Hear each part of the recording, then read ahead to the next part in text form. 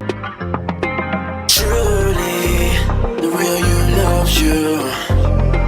Truly, the real you loves you. Truly, the real you loves you. Truly, the real you loves you. Truly.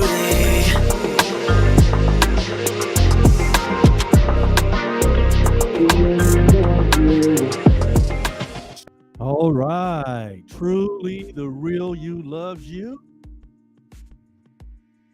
because the real you is LOVE, love.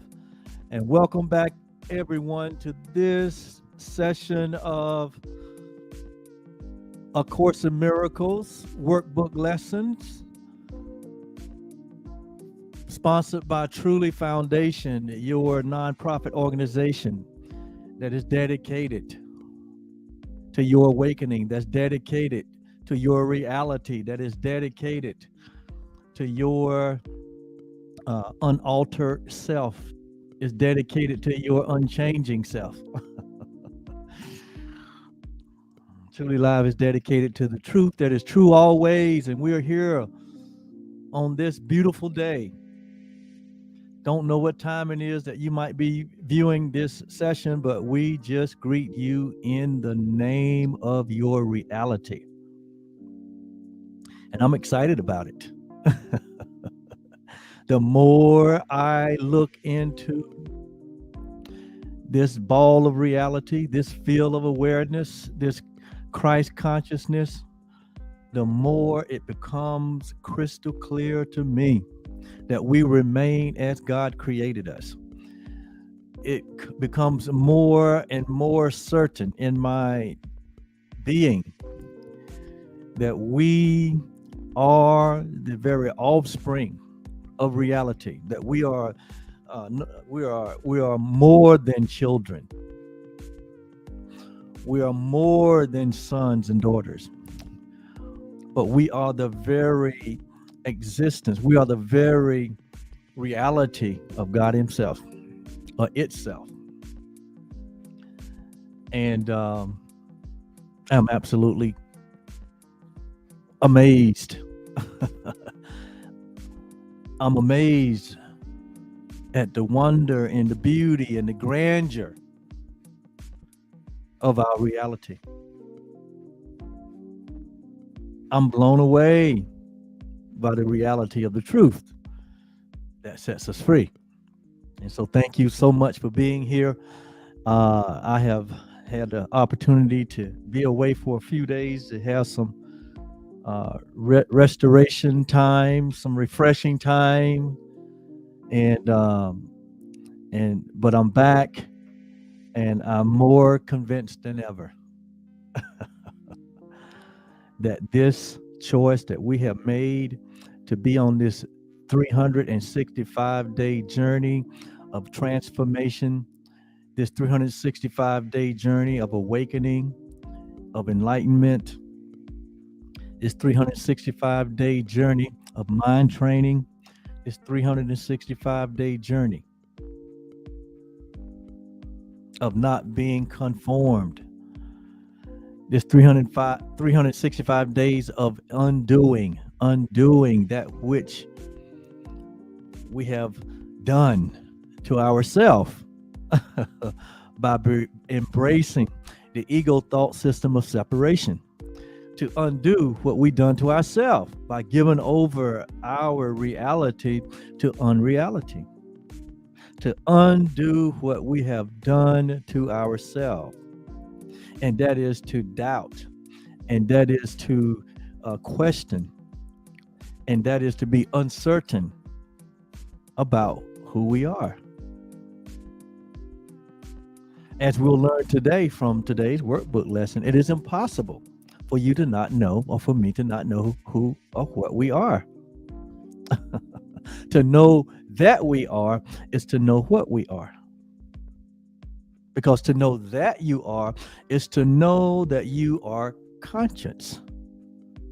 To know that you are aware is to know that you exist. There's never been a question in your mind about your existence. You have always known that you exist. There's never been a question about your existence. You know that you exist. You know that you are conscious. You know that you are aware, that you are certain of, that all humanity is certain of. But what we have brought to question is not the fact that we are, but what's brought to question is what we are, who we are, what are we for? That's what we're not certain about. We're certain that we are. We say it all the time. We say, I am. I am means present. So you're saying I'm present and I'm accounted for. Anytime you preference any statement with I am, you might say, I am this, I am that, I am. We say that more than anything else. Why? Because it's true. You are. You exist. You are conscious. You're aware. That's what makes you like the Creator. You are alive. You are joined in oneness with the one life, with the one breath, the one reality. That's in your DNA. It's in your nature. You exist. You've known that all your existence, even before you embodied a body. Even the scriptures tells us that God said what God said about Jeremiah. He said, Jeremiah, the prophet, he said, Jeremiah, before you was formed in your mother's womb, I knew thee. I knew thee, even before you was born, even before you incarnate into a body. He said, I knew thee. That means that what? Jeremiah existed prior to what? Incarnation. Likewise, before you became aware that there was a body that you was associated with in some kind of way. Before that, you existed. You were I am present. You've always been I am present. You've always existed. You have no beginning and you have no end.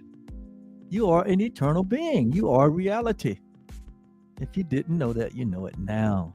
And I will keep saying it. I'm going to keep saying it. I'm going to keep speaking the truth in love until we all unlayer, until we all let go, until we all undo.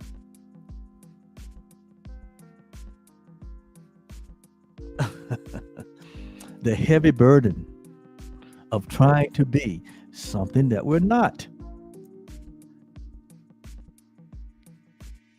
or rejecting the reality of what we are, until we all let down all the defenses, all the fences, until we take up our bed and walk.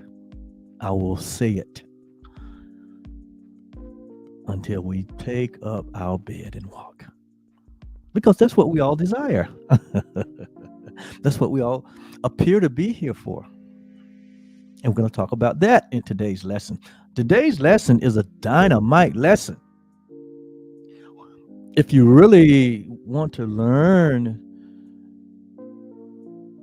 about a huge concept, today is the day to learn it. And in so learning, you're going to unlearn what we've been taught that has only brought about uncertainty and confusion. See, anytime we take the ego, anytime the ego gets into a principle or truth, the goal is to what? To invert it. The goal is what? Is to attempt to divert it. The goal is to try to what? Make reality unreality. So it teaches a principle or concept or reality or truth in a deceptive way to get us to have this upside down orientation about who we are, to have this false perception about who we are. to have this doubtful uh, intuition about our Creator. That's what the ego is designed to do. To keep us what? Off balance, to keep us what? Uncertain, to keep us in a place of suffering, in a place of, again, uncertainty, to the point that what? We're not even certain about who we are. That's his goal. That's the goal. But the goal of the teacher of God, the goal of the teacher of God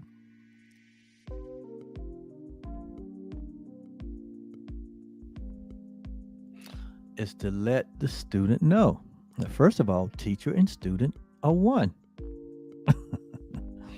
The teacher and student are equal. There's no hierarchy in reality. There's no big, little, in, out, right, left. There's no opposites. There's no levels. There's no, there's no protocols. There's only oneness. There's one shared interest that we've talked about. So, as a teacher of God, I am here to share with you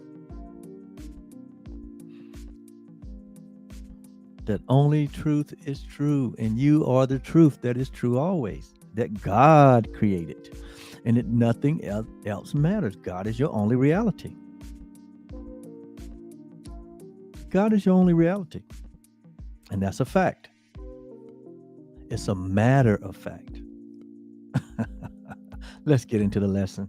You can see I'm kind of stirred up here. I haven't been in front of my microphone here in 3 days. And it's like, when I get in front of this thing and get into my lesson and get into my flow here, I mean, that's kind of my lane. I like to stay in my lane. I don't like to get out of my lane. There's joy and happiness when you get in your lane and when you stay in your lane. When we get out of our lane, it's what they call what? A false balance, or we lose our equilibrium or equanimity. I think the word that the Course is used. And I tell you, one thing about the Course in Miracles, it has really increased my vocabulary, or it has expanded my awareness. It expanded my consciousness on the power of words, and has helped me to master my words in such a way that the words, remember now, words are twice removed from reality, according to the Course. That means that words don't even, level up to what the truth is. I mean, it's just an attempt to try to bring some light to reality. But even words themselves, as we know words to be, fall way short of reality. But that's what we have on this plane to use to communicate to one another. And so we have to use words. But we don't get caught up in words, or we don't get caught up in, we don't get caught up in the interpretation. We don't get caught up in the misuse of them. In fact, it is in silence. It is in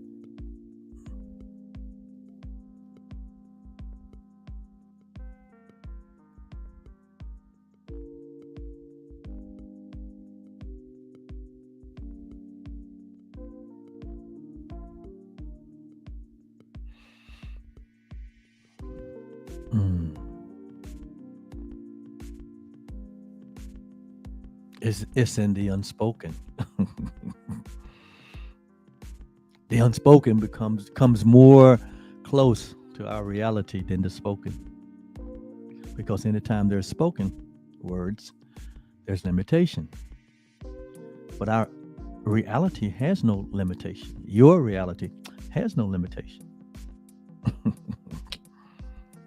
So anyway, I just thought I'd add that. So today we're going to look at workbook lesson 139. We're only 2 lessons away from entering into our next review session.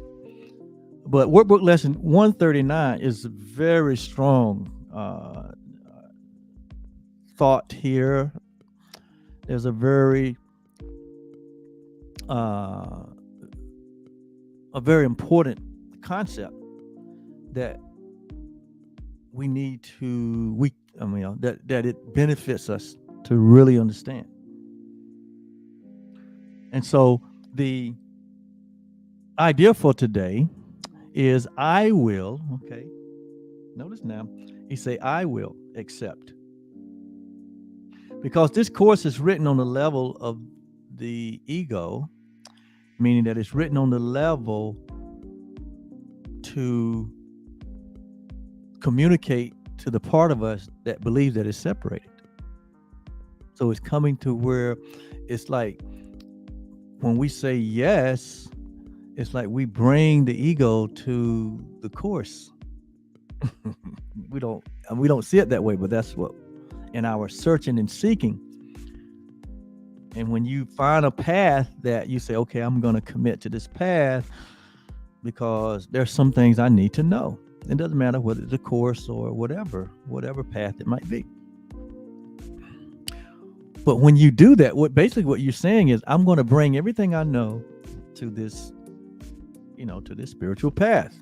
Because it's quite obvious that there's some things that I don't know. Or it's quite obvious that I'm not having a direct experience of love and joy and peace and happiness. Something is kind of out of tilter. And so when we bring our experiences, our past, all that we know, we bring it to the altar of whatever path you choose, whatever spiritual path you choose. And it says here that all paths have the potential to lead us to the light, to lead us to the truth.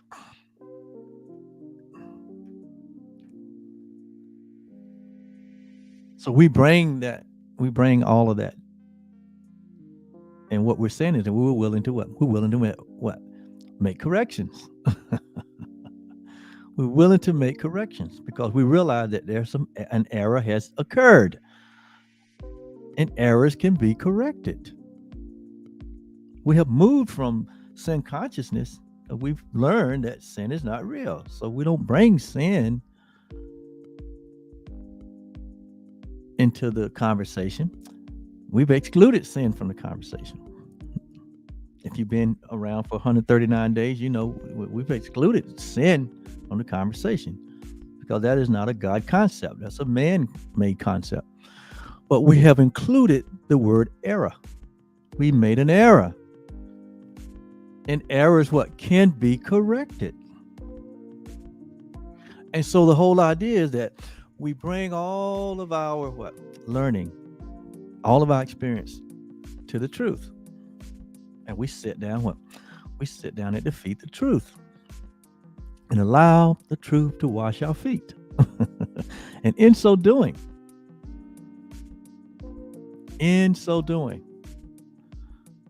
we realize that there's no value in holding on to that which is not true, that which doesn't serve reality. It only brings suffering and pain. And so today, the idea I being that, because in reality, we don't have to accept anything. When we're embracing reality, we know all things. So here it's talking about talking about what? This is still part of the corrective process. This self that I made, that was in error, I will accept the atonement for myself. I will accept the atonement for myself. So accepting the atonement is a corrective procedure or a correction to an error. So when you hear the word atonement, if you look at the word and break it down into the syllables there, it's like you see the word or the statement at one meant or at one. That word atone means to be at one. At one meant. Meant has to do with what? Reality or truth. So the word atonement means to be at one with the truth. And the reason that the atonement is even available or was even a part of the plan is because what? There was a belief that that there was a separation and there was more than at one, but there was at 2 and 3 and 4 and 10 and 100 and billion and all the multiplicity of this world. As though God has broken up to these billions and billions of pieces, the billions of bodies and billions of places and billions of all the things that we see around us, all designed to get us to not remember that there's only the one. And the ego has done a good job. But none of that has made us happy.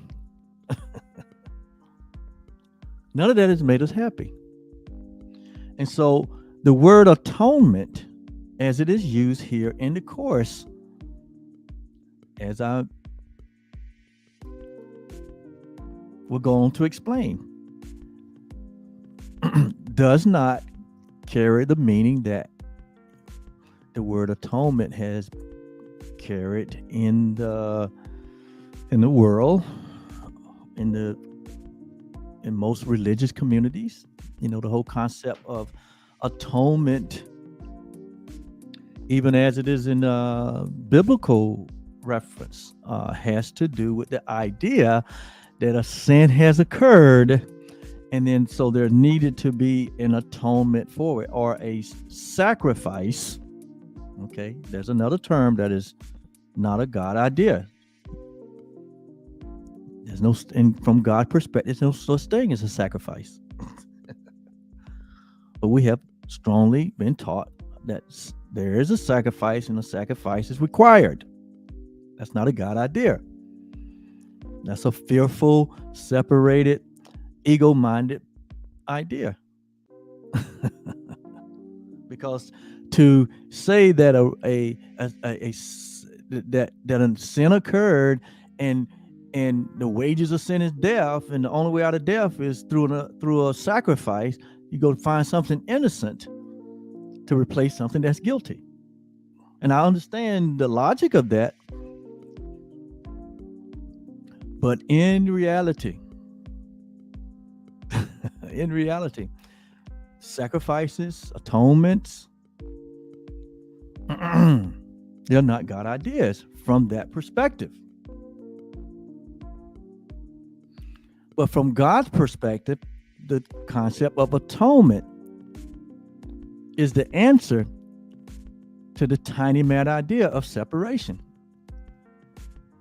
That was God's response to the idea of separation. And God's response to the idea of separation is what? There is no separation. Nothing has occurred. Nothing has happened. Love is still intact. God is still oneness. And what he created has not been changed. That's what the word atonement. That's the meaningful meaning of atonement from God's perspective. Nothing happened. You are holy and without blame before him in love. Before the foundation of the world. So if you can see that, here again is another holy idea. Here's another concept that the world has taken and inverted it to align with fear, to align with guilt and sin, to align with and to help promote the idea that we were successful at what? At breaking apart from God. And it's not so. It's not so. Before the foundation of the world, before there was any form, before there was time and space, God created you. God created his one creation, and he calls it the I am, or he calls it himself, or he calls it Christ.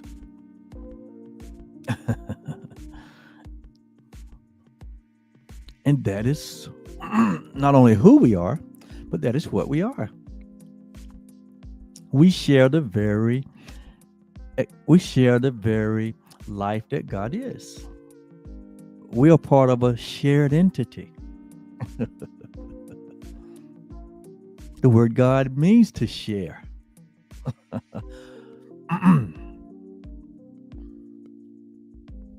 And so if we were established before the foundation of the world, that means, and before time and space, and before form, that means that which occurred in time and space and form cannot alter, cannot change, cannot impact the perfect creation of God. That's where opposite or opposition came from. An idea of separation. It's just that simple. And then it plays out on the stage of what we call, this place called the world. And we, the course says world basically means it's a false idea. It's a false representation of reality. In form or formless, in words or whatever. Reality cannot be threatened by unreality. Unreality don't exist. Therein lies the peace of God. Therein lies our reality. And so atonement, as as I was taught over the years, had to do with sacrifices. If you look at the biblical historical view of it, I mean, those priests in the Old Testament, who had to atone for sin. I mean, they stayed knee deep in blood all their life. Why? Because from a split mind, everything is sin.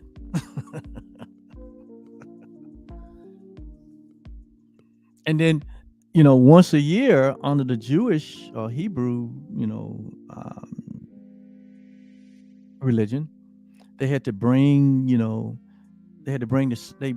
sacrifices once a year to the priest to atone for their sins, and they killed an innocent animal. And then this, evolved into, Paul took the idea of atonement from, his old religious training and applied it to, the death of Christ, and, calling that he was a sacrifice. And, most of us know that concept, that idea, that is, the foundation for a lot of religions. But I'm not here to argue that point. What I am here to speak the truth in love. And so today we're going to learn about atonement from the course's perspectives, from Jesus's course and Jesus's perspective.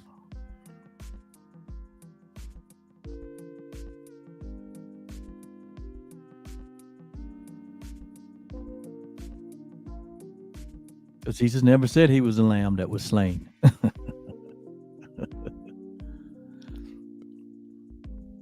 That's what that's what we created. That's the explanation we gave it. But he never said that. He never called himself the Messiah. That's what they said. That's what they asked him. Are you the Messiah?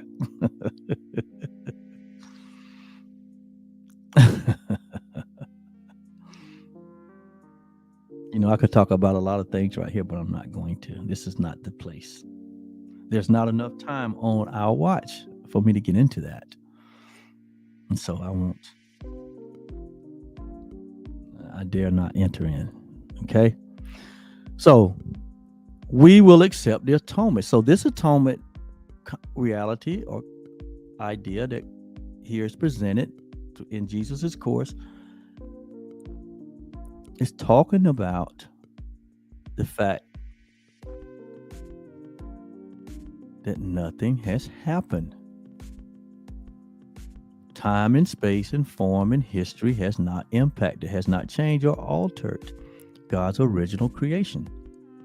And God's original creation is perfect and complete and whole, or holy. That's what the word holy means, whole and complete.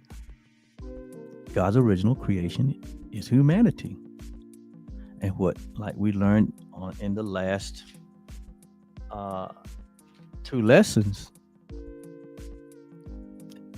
is that the central theme of what a teacher of God brings, the central message is that God's Son is guiltless, and in his innocence is his salvation. And that's the same thing as what the atonement is saying, that humanity is guiltless and innocent. Paul picked up on that in Ephesians chapter 1 when he says that before the foundation of the world, God had already declared that his creation was holy and without blame before him, before the foundation of the world. So Paul picked up on it. He got a revelation and an insight about it.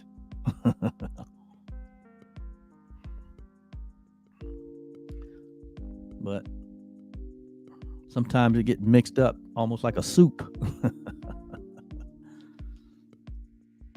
And you get these different ideas that conflict one another. And it's like, you don't know which way is up once they try to explain all that. But we're here to bring clarity.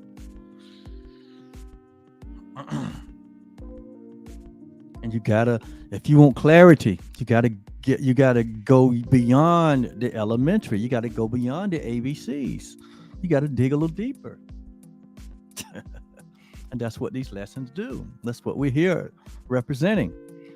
Advanced. You got to advance deeper. When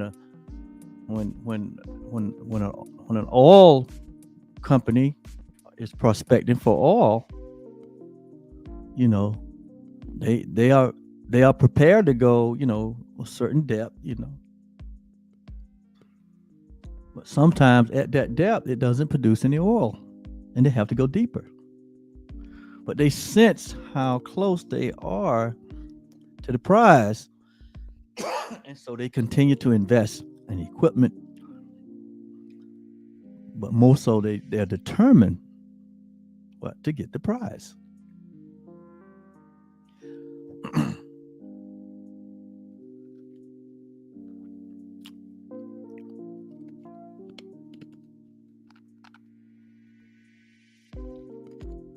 So when we become sincere about knowing the truth about who we are, knowing the truth about everything, we're willing to go a little deeper. We're willing to, lay it all on the line. And so that's what we do in these lessons. We lay it all on the line, and we just bring all our illusions to the truth, and we see what the truth that is true always has to say. and then we'll adjust what accordingly. It's just that simple. Simple process. And so it says, I will accept the atonement for myself. So as you are, going through this process with us, if you are, or you're just tuning in and listening for the first time, it still can be very useful to you. But there's been 138 lessons that gone before I got in here. So, but just stay with me. These lessons are so they're so integrated that we teach all of them in every lesson, an element in the sense of, because all of the truth is in what? One piece of it. It's like all of God is in what? Every human being.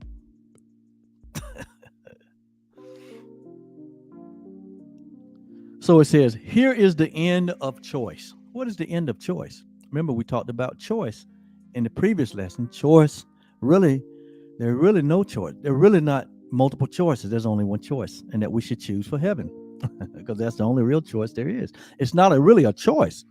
In heaven, there are no choices. It merely is. The idea of choice, again, is a earthly man-made idea where there's appear to be a smorgasbord of all these options. But in reality, there's only one option. There's only one truth. There's only one reality. And we're part of that.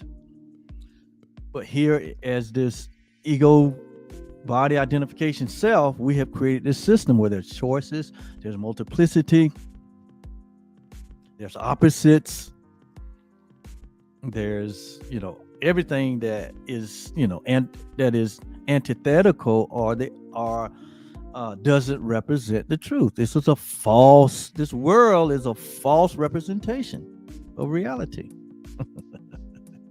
And we have to find ourselves within that false representation.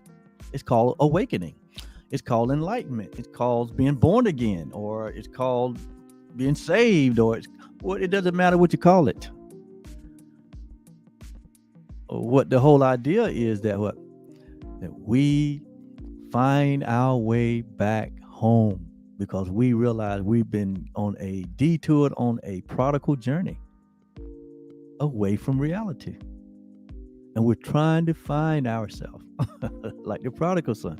He's trying to find himself. And it said when he came to himself, he got up and went back home. Ultimately, that's what we're doing here. And that's not the only thing that we're doing here. Of course, we're having a human experience here. But all that is what? Temporary experience.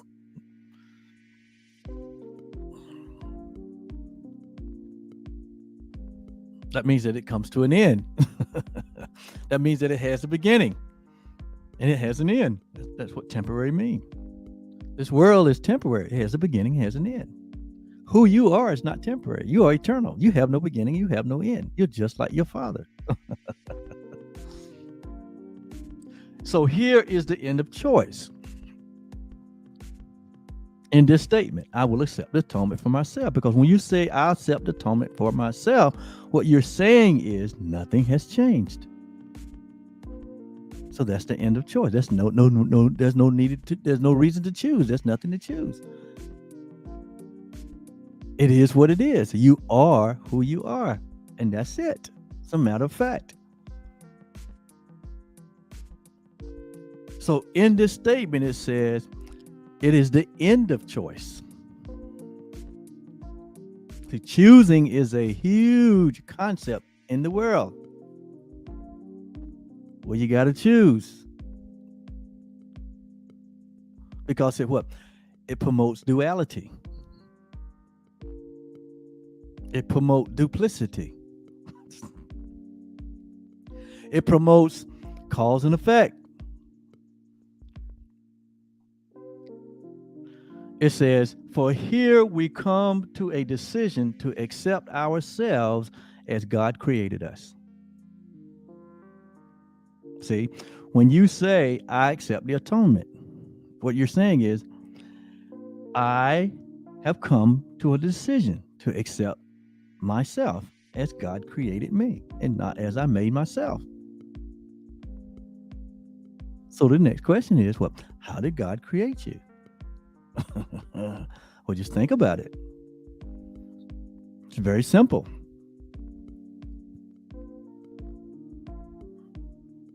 God can only produce after his own kind.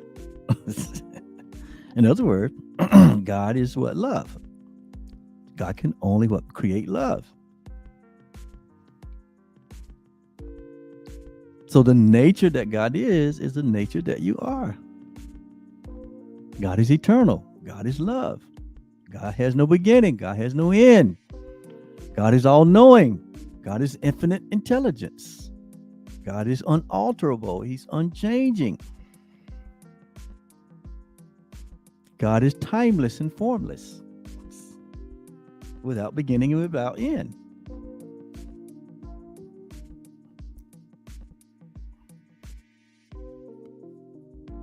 He merely is, or it merely is.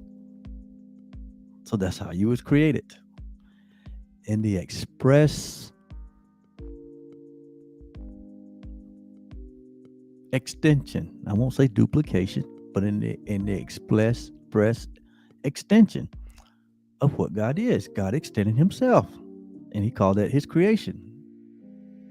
That's why we say here in this training that what? God is your only reality. There's God and there's nothing else. And you are part of that. So for here we come to a decision to accept ourselves as God created us, and not as we created ourselves, or not how someone else have defined what humanity is. What we've been doing all these thousands of years, trying to find ourselves. So we would put all that, we bring all that to the truth, and have discovered that what we remain as God created us. So we accept the atonement for ourselves. It's the end of choice. There's no more choosing. It says, and what is choice except uncertainty? So the whole concept of choice, it says here, is only uncertainty of what we are. So choice in and of itself is a man-made idea, because what? It's born out of uncertainty. God has no uncertainty within himself. God is very sure, very certain about who he is and what he extends.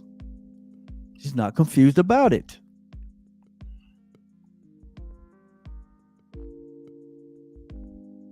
And what is choice except uncertainty of what we are? That's why if you look out into the world, you see so much what? Uncertainty. It's not reflecting reality. It's a false image. It's not reality. It's uncertainty everywhere.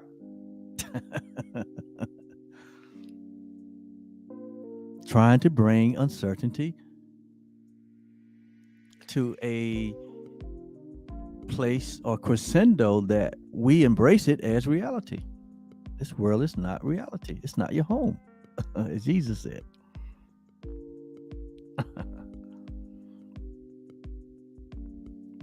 And home is not where the heart is. Home is the truth.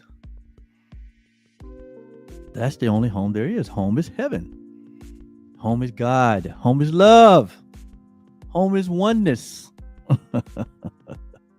Home is reality.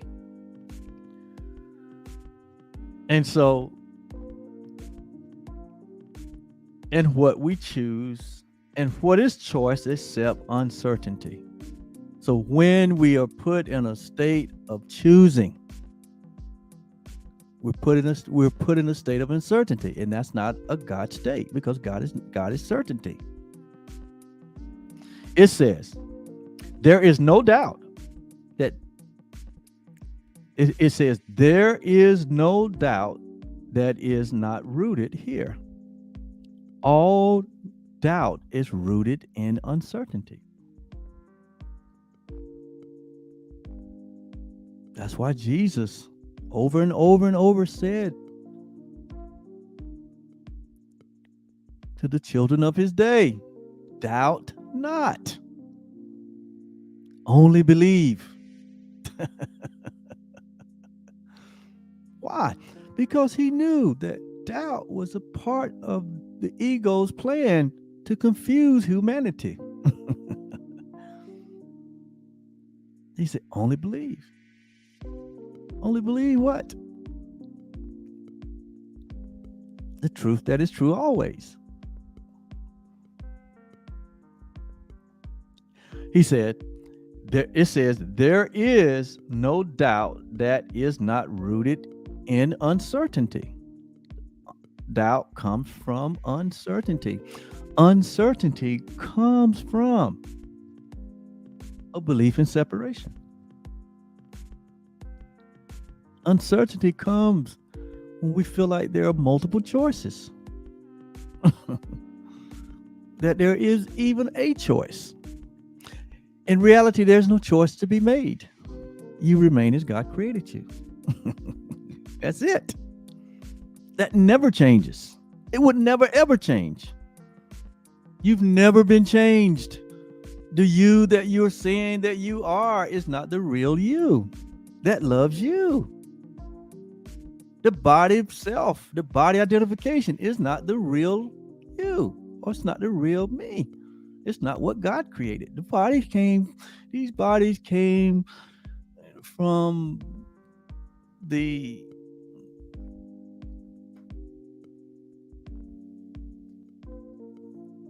exchange between two humans' bodies. And so they produce what after their own kind. They produce another body. But that body that was produced is temporary. In other words, what our parents gave us in reality is death. The body, in the sense of the body, because the body's going to die.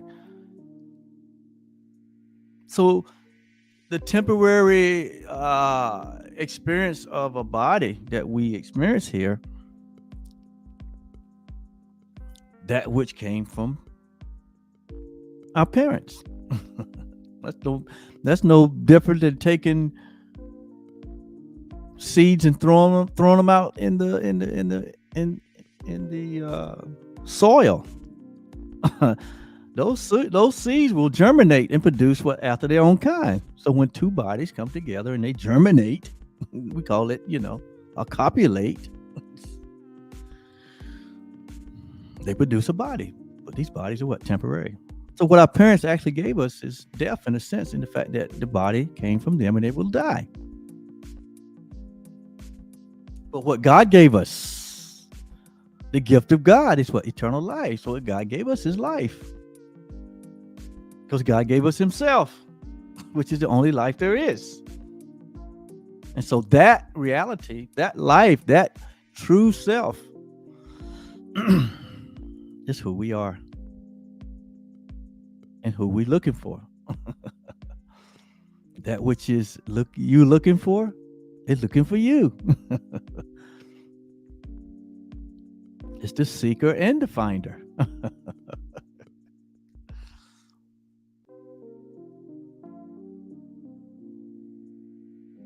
It says, there is no question but reflect this one question. What we are. And uncertainty about what we are. The what question. What are we? It says, there is no question but reflects this one. What are we? What are you? Who am I? There is no conflict that does not entail the single simple question, what am I? It says there is no conflict that does not entail the single simple question, what am I? So when we find ourselves in conflict, we're questioning who we are. It's an indication that there's a question about our identity. So we're in conflict. We're in uncertainty. We're in doubt. And so we go into conflict. Oh, in other words, we go into battle. We go into what? We go into a state of what? Being threatened, or a state of being attacked. or being the attacker. It only is an indication that we're in conflict about our identity. We feel like we have to defend ourselves. We got to build a fence around ourselves to protect ourselves. Why? Because we're under threat. See, all that's part of the ego game of separation, which is motivated by fear. You see what's happening in this world? See what's been happening in your life, in my life too. I'm having to learn this along with you.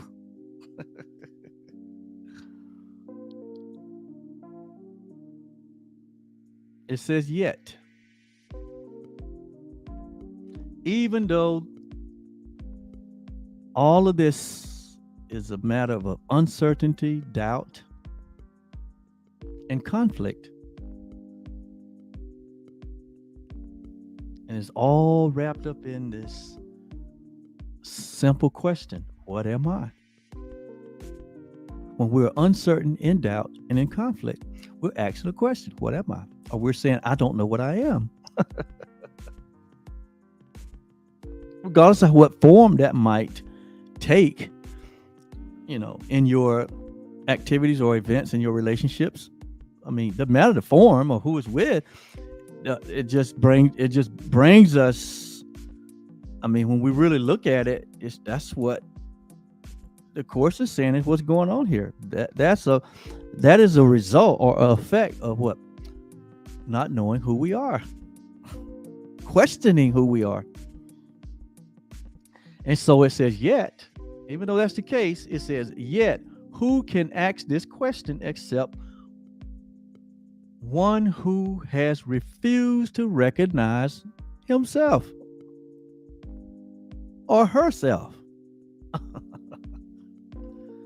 It says, so he said here, no one can ask the question unless they're confused or unless they refuse to recognize themselves. When I don't recognize the reality of my oneness with God, it's going to only lead to uncertainty, doubt, and conflict in my life.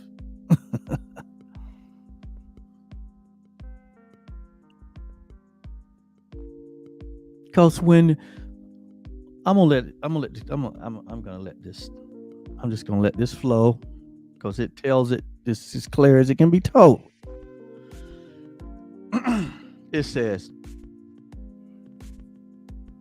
only refusal to accept yourself could make the question seem to be sincere. Only refusal to accept yourself makes the question seem sincere when we ask the question, what am I?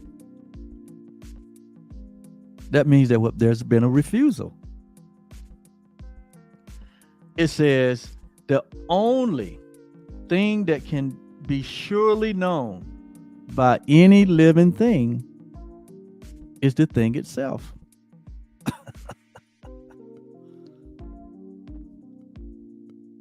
It says the only thing that can be surely known by any living thing is what it is.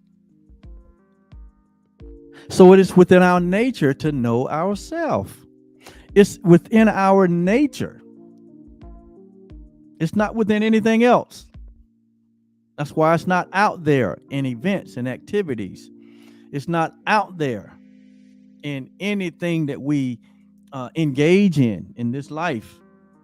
We're not going to find it out there. You're not going to find the answer to what am I out there, or in things, or in anything other than yourself. The question is, and the answer is you. You are the answer to yourself. That's why sometimes you talk to yourself. That's very healthy. That's very healthy. Why? Because know thyself.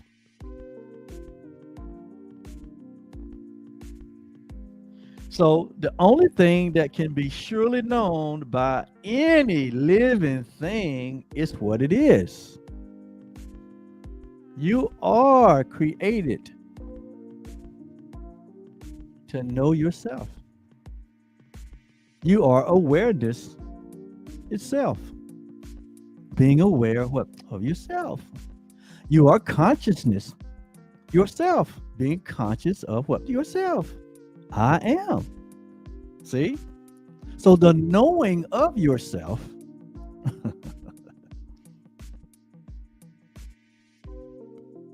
is the only thing there is. But we created a world to distract us from the knowing of ourselves. By distracting us with appearances that are totally opposite to who we are.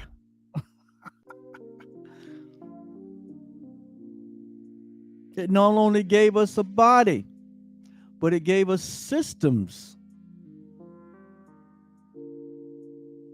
thought system, belief systems, all of the special effects that comes with creating or making something that doesn't exist. And so from this one point, what one point? That the only thing that can surely be known is that which is what it is. From that point,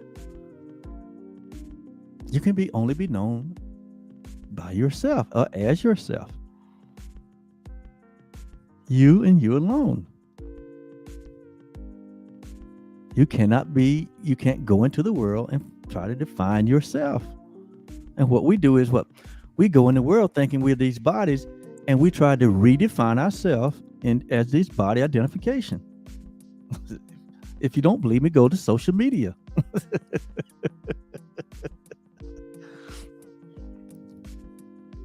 There's a whole vast, massive campaign to redefine ourselves.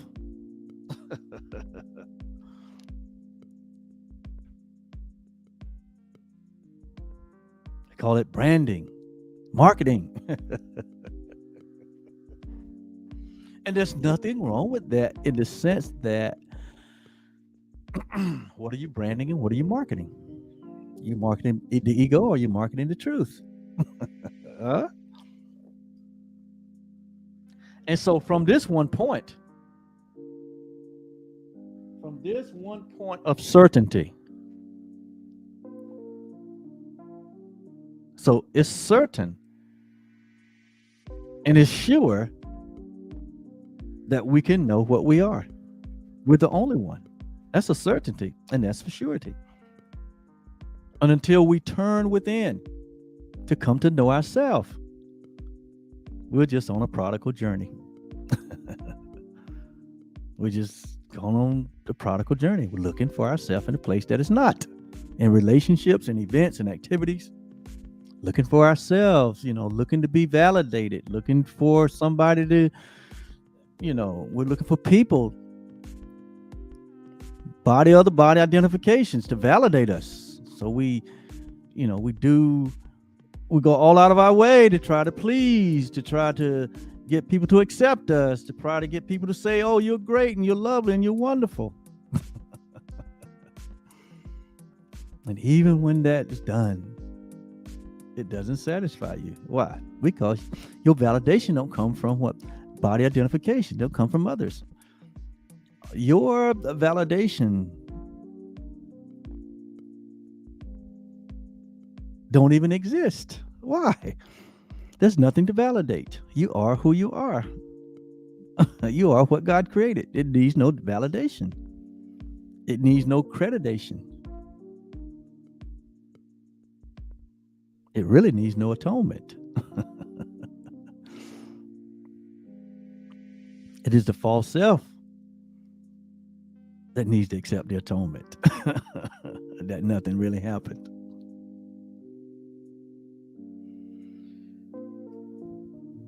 And so, From this one point of certainty, it looks on other things as certain as itself. So once we, from a place of certainty, of knowing ourselves, when you really know who you are, when you really embrace your reality, like Jesus did when he said, I and the Father are one. He was certain about that. He had no doubt about it, and there was no conflict about it.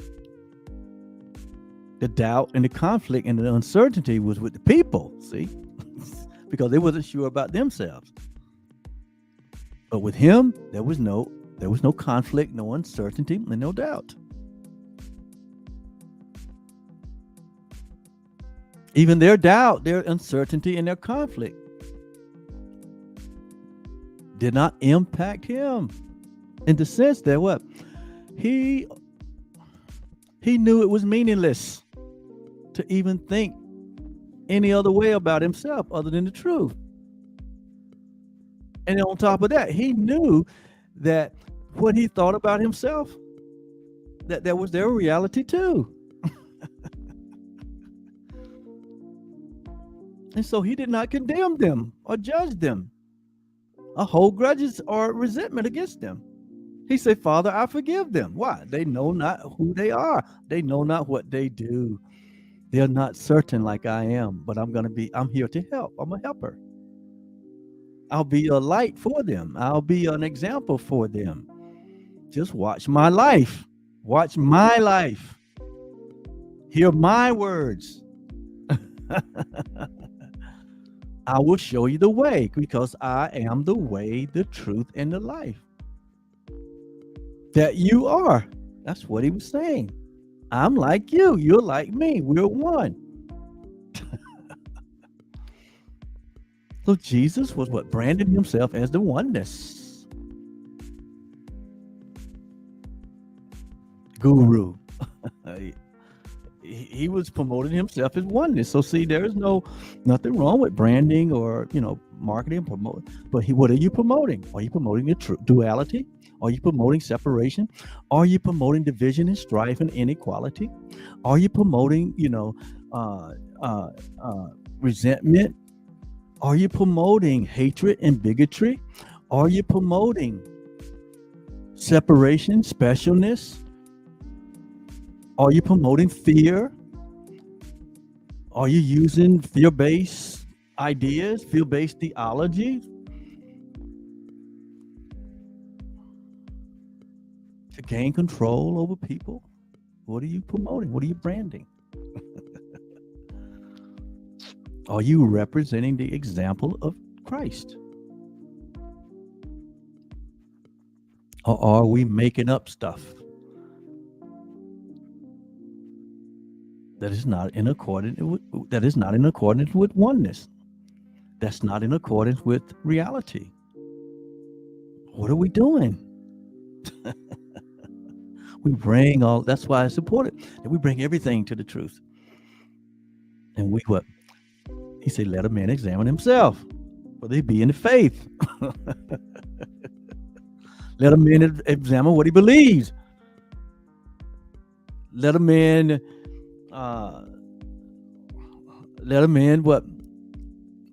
think and ponder in his heart.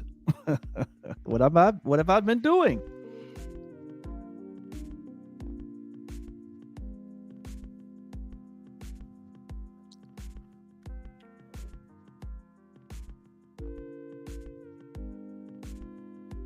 Think about these things. We're not going to get through this lesson today. I can tell you that. It's already an hour and 4 minutes. And I haven't even got to this is just all introductory. But it's very important that we really embrace what we're saying here, because listen, if we're going to come out of self-deception, we're going to have to go deep into ourselves and open up the doors that we have locked. Open up all of the chambers, all of the fences, all of the defenses that we have placed in a way to keep the truth at bay, to keep the truth out, and to keep us what? In suffering and pain, in doubt and uncertainty, and in fear, and in terror. So uncertainty, it says uncertainty about what you must be is self-deception. You see what I'm saying? See what the Course is saying? Uncertainty about what you must be is self-deception.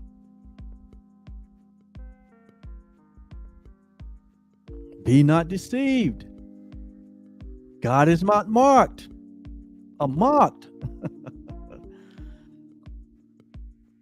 God is not a schizophrenic. God is not double-minded. God is not an Indian giver.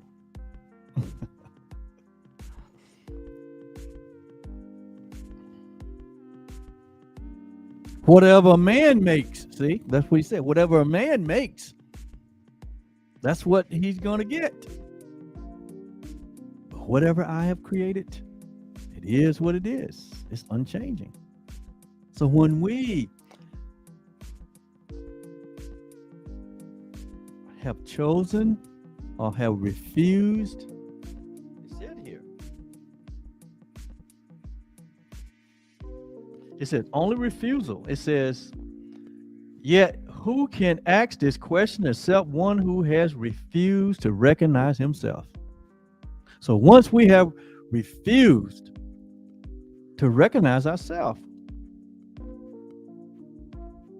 we question our very self, and we enter into a space of uncertainty and doubt.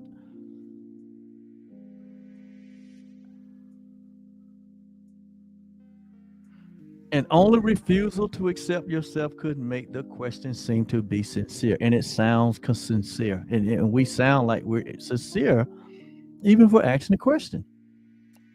Who am I? That sounds like, what am I? That sounds like a sincere question. But here it's saying it's just an indication that we have refused the truth. And it's self-deception. We have deceived ourselves.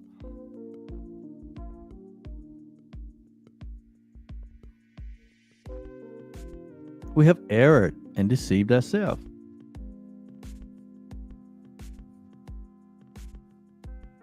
It says, so what must be is self-deception on a scale so vast. It said it's self-deception when we refuse to know ourselves. It said that the uncertainty about what we are must be a self-deception that is on a scale that is so vast. Huge. It's enormous. It says so vast, its magnitude.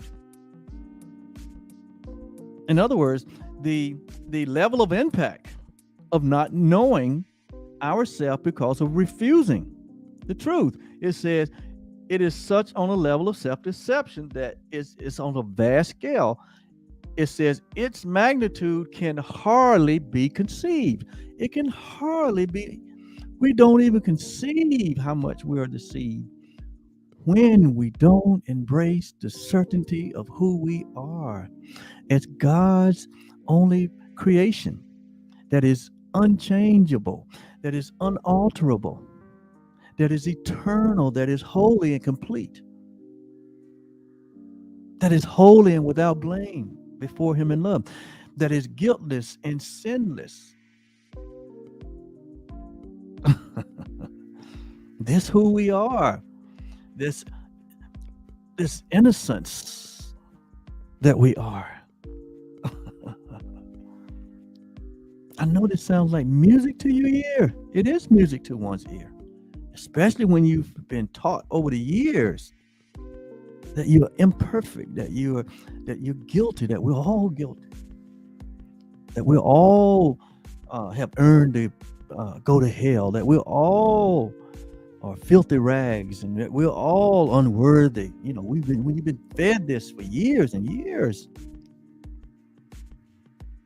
and finally you begin to hear the faint voice of the Spirit that whispers your reality as the innocent, blameless. Paul said it was blameless. He said it's a mystery that was held back in time past, but now it's been revealed to us, which is what Christ in you, the hope of glory. What does that mean? That you are the Christ. You are the very creation of God that was there before that was there as and a part of God before the foundation of the world. And that has not changed. That this world is an attack on that reality. And we come here, or we enter into the belief of separation to find ourselves. We come here to find ourselves, in a sense, or discover ourselves, in a sense. But in reality, it's all about what? Remembrance. That's what Jesus meant when he said, what? And do this in remembrance of me. He wasn't talking about him personally.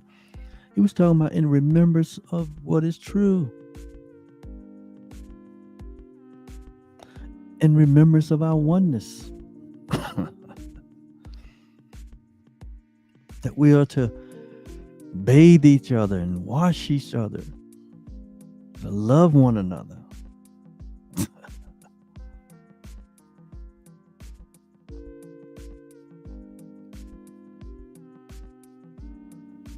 It says to be alive and not to know yourself is to believe that you are really dead. Now, this is what the Course says. It's not Oliver's idea. That's what I want us to listen. We're all being corrected here. We're all going through the transformational process here.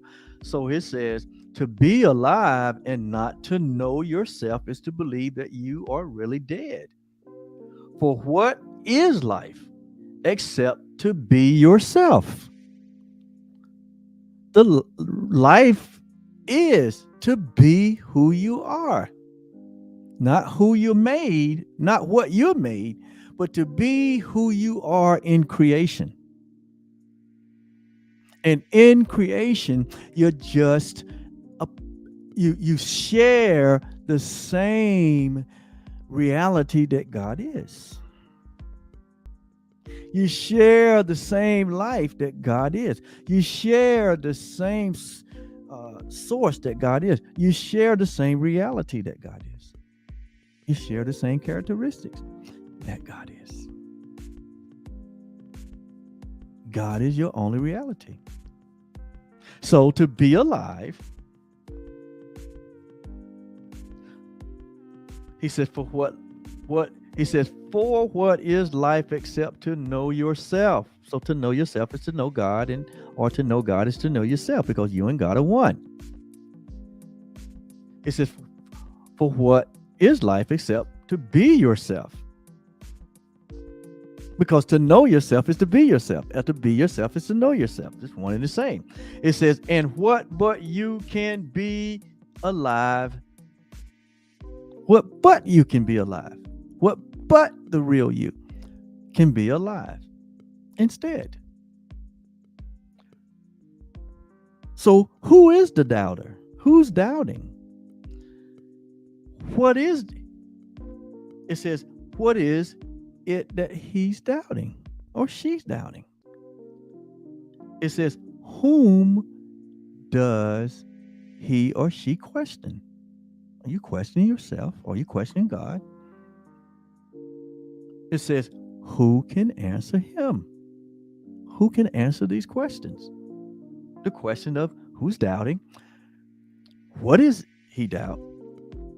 Whom does he question? And who can answer? All these are what? All these are questions. But questions of uncertainty. These are not questions of certainty. I mean, we thought we was doing a good job when we say, who am I? But it was just letting us know that what? We, at some point, we have refused the truth. And so it has brought on uncertainty. It has brought on all these questions. And see, the ego wants you to question everything. The ego wants you to question everything. In fact, the ego wants you to ask questions that there is no answer. So you can doubly be confused, doubly be uncertain. That's what the ego thought system wants for you. That's what we made. We made the ego thought system when we question ourselves. So when you question yourself, what you bring on a whole new what? You bring on a whole new fortress to replace your reality. It's called the ego. You make something totally what? You make something up. When we're not certain, we just make up stuff.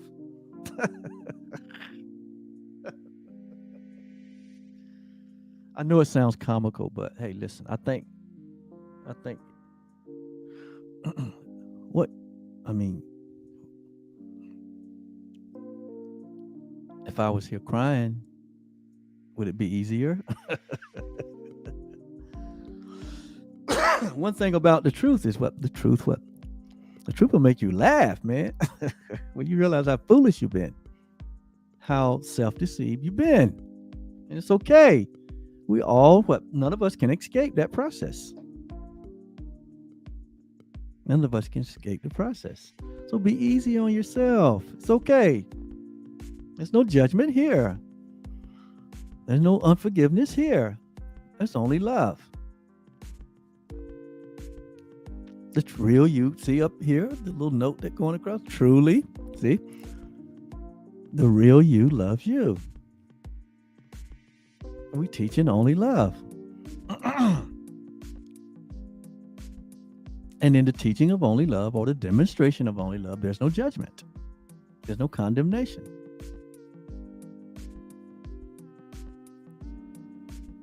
It's all well.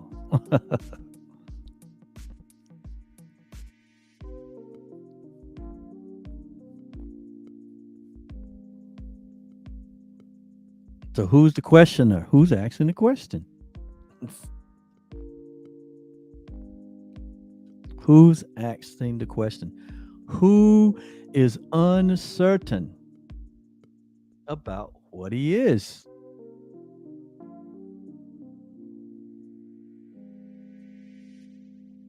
Remember now, when I started this, I said, we are not uncertain that we are. That we exist. We're not uncertain about that. We know it. Being conscious tells you you are. Being aware tells you that you're certain that you are, that you exist. It says, but what we are uncertain about is what we are.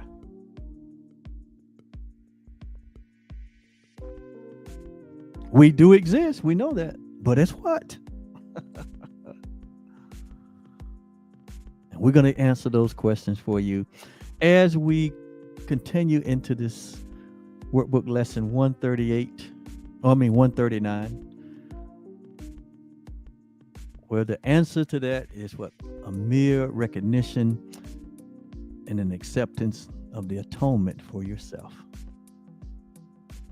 And we're going to learn more about that in the next session.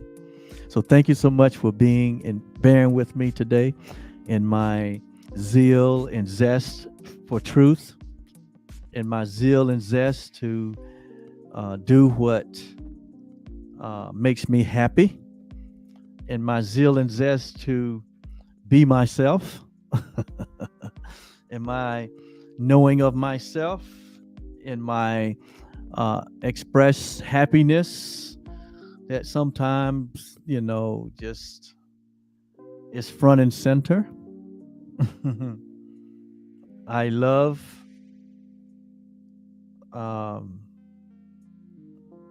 the fact that we are a fact, a matter of fact.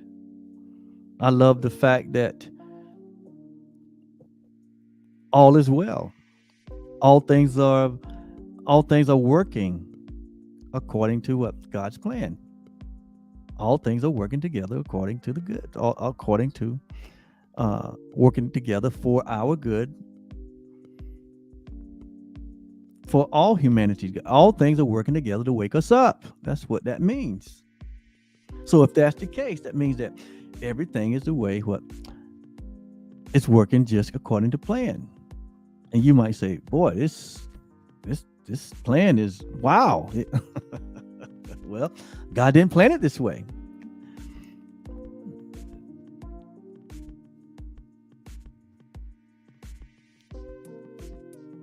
The truth just what standing up in the dream. That is the plan. Just stand up in the dream and pronounce that what? Nothing has changed. Nothing happened. You remain as I created you. That's the atonement.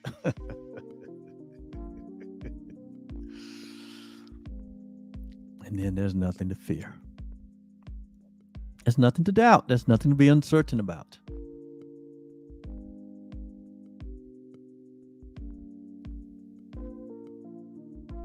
There's nothing to question.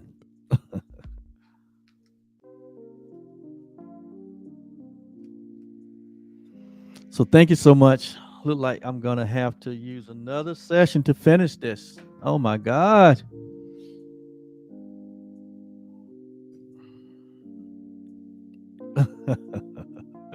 And he's your God too. And it's not something separate from you. It's not something aloof, not something up in the sky. He's not the man in the sky. God is not a man.